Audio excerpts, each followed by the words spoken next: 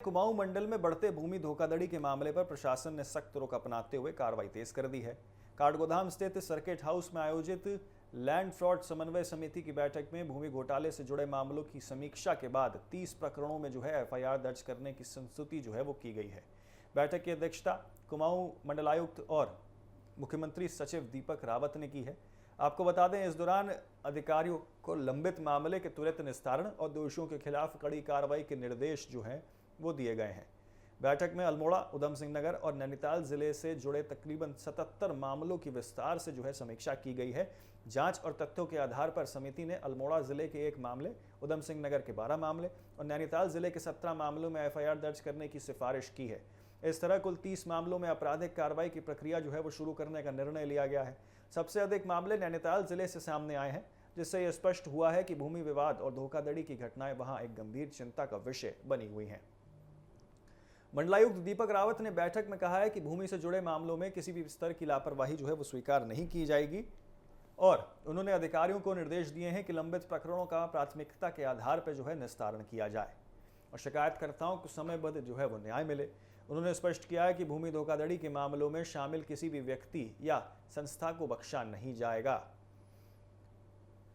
बैठक के दौरान बैंकों की भूमिका पर भी गंभीर चर्चा हुई है। दीपक रावत ने कहा है कि यदि किसी संपत्ति को बैंक में बंधक रखकर ऋण लिया गया है और उसका बाद में उस संपत्ति की बिक्री होती है, तो बैंक को इसकी जानकारी होना आवश्यक है।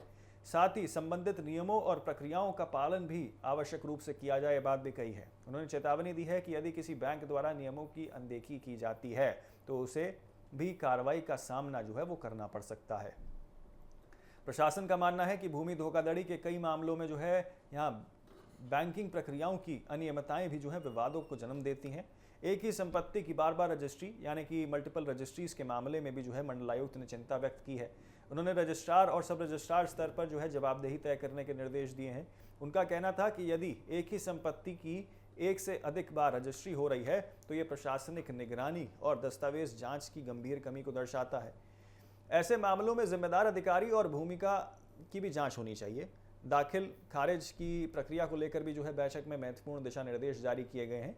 दीपक रावत ने कहा है कि किसी मामले में लेखपालों द्वारा स्थलीय निरीक्षण किए बिना रिकॉर्ड में यहाँ बदलाव कर दिया जाता है, जो गंभीर लापरवाही है।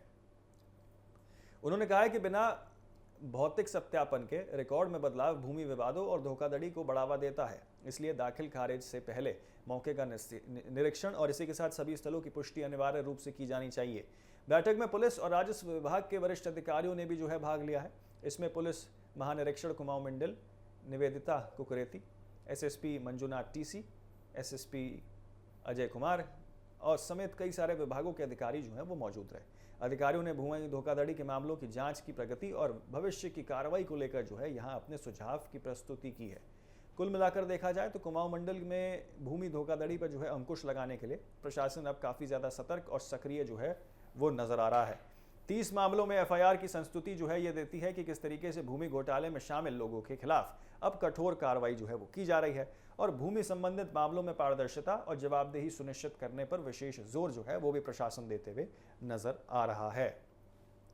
कुमाऊं मंडल के प्रमुख जिलों में आपको बता दें, लैंड फ्रॉड पर प्रशासन का बड़ा शिकंजा वो चला है।